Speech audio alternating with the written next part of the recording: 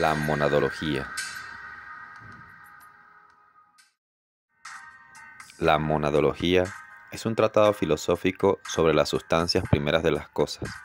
Su autor, Gottfried Leibniz, siendo conocido como el último genio universal, expone su teoría sobre las mónadas en las últimas épocas de su vida, aplicando en ella gran parte de sus conocimientos como matemático, físico, filósofo, entre otras cualidades de nuestro autor. Leibniz dirá que las mónadas son en realidad los verdaderos átomos de la realidad, pues recordemos que los griegos, entre ellos Leucipo y Demócrito, pensaron que había unas partículas indivisibles de materia, puesto que si pensamos en las cosas y las dividimos por la mitad, y luego a esta mitad la dividimos nuevamente, podemos pensar que llegará un momento en que ya no podemos dividir más, y al llegar aquí surgen una serie de consecuencias que por su razonamiento requieren un complejo trato metafísico. Leibniz inicia su tratado sobre las mónadas de la siguiente manera. Monadología, punto número 1. La mónada de la que vamos a hablar en este tratado no es sino una sustancia simple, que entra a formar los compuestos. Simple quiere decir sin partes. Punto 2. Tiene que haber sustancias simples puesto que hay compuestas, pues lo compuesto no es más que un montón o agregatum de simples. Punto 3.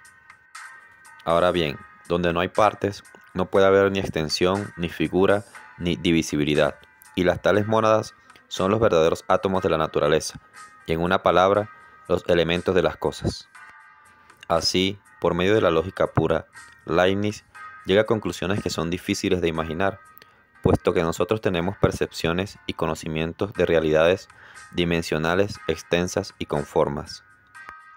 Cualquiera puede pensar en un gato, su forma, su textura o su tamaño promedio, puesto que hace parte de las cosas de la experiencia que todos podemos inteligir.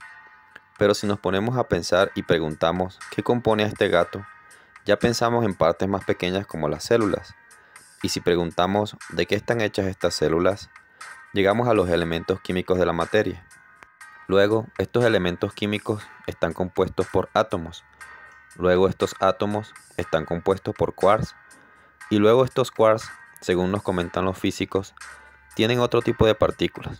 Y así sucede, donde dice, tiene que haber sustancias simples, puesto que hay compuestas, pues lo compuesto no es más que un montón o agregatus de simple.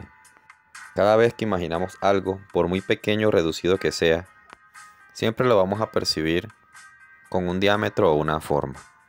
Pues si pensamos en una esfera, por muy pequeña que sea, esta debe tener un núcleo, un radio, un diámetro y demás extensiones que podemos pensar. Como diría Tomás de Aquino, el ser se descubre por remoción del ente, es decir, quitando sus cualidades ilemórficas. Así, estas mónadas podrían ser las conclusiones metafísicas necesarias que sustentan la realidad. Pues que si nosotros sostenemos que las cosas realmente existen entre nosotros, debemos pensar que hay algo en lo que están apoyadas.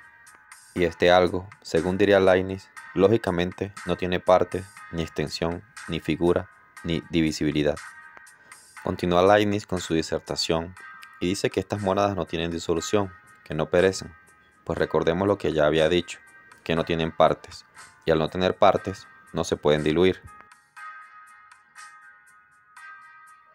Asimismo, al no tener partes, tampoco tienen un comienzo como las cosas que conocemos, pues no hay en ella partes que la integren. Estas mónadas tampoco tienen cambios, pues los cambios que vemos en las cosas son movimientos de sus partes compuestas, y si no hay compuestos, pues no cambian. Leibniz también dirá que estas mónadas tampoco tienen ventanas, es decir, que no tienen una conexión con lo externo donde fluya algo de afuera hacia adentro o de adentro hacia afuera, ya que al no tener partes ni diámetros, no se pueden aplicar en ellas la dinámica que conocemos en las cosas comunes. Estas mónadas actúan ensambladas como un reloj preciso la una con la otra, teniendo envueltas en sí las propiedades que luego irán desarrollándose en cada una, conectándose con las demás, formando la realidad que conocemos. Leibniz también dirá que cada parte de la realidad es como una máquina que se puede dividir hasta lo infinito, mónadas que actúan en armonía una con la otra, una máquina dentro de una máquina, haciendo que éstas prácticamente sean infinitas, así como diría en el punto número 67 de su tratado.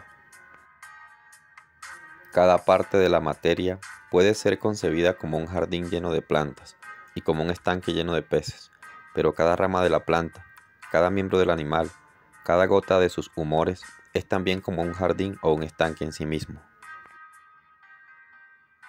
De alguna forma, estas mónadas se agrupan para generar otras mónadas, pues si pensamos, por ejemplo, en un ladrillo, este lo debemos pensar como siendo y siendo uno, ya que si quitamos de él su mónada, o sea, su unidad, no nos queda otra cosa que pensar en él como una multiplicidad o una nada, diciendo que este ladrillo no es un ladrillo, sino múltiples ladrillos, lo cual nos lleva a absurdos lógicos.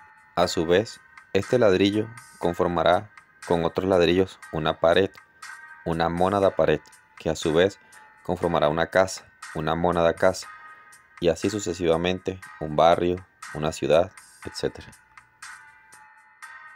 Es inevitable pensar que Leibniz está tomando parte de la teoría platónica del uno trascendente, pues según Platón, se debe precisar que hay algo llamado la idea de lo uno, de lo cual participan todas las cosas que se nos presentan en la experiencia, pues de todo predicamos de alguna forma una unidad. Así que estas mónadas, como su nombre lo indica, se entienden como las unidades esenciales de cada cosa, y de allí también el nombre de su tratado, la monadología, la lógica de lo uno, pues que todo es y predicamos de las cosas sus accidentes y cualidades, pero esto siempre en cuanto a la cosa que de alguna forma es una unidad simple que conforma la infinidad de compuestos del universo, y como ya dijimos, si experimentamos lo compuesto, entonces debe haber lo uno, lo simple, la sustancia de cada ente, la mónada.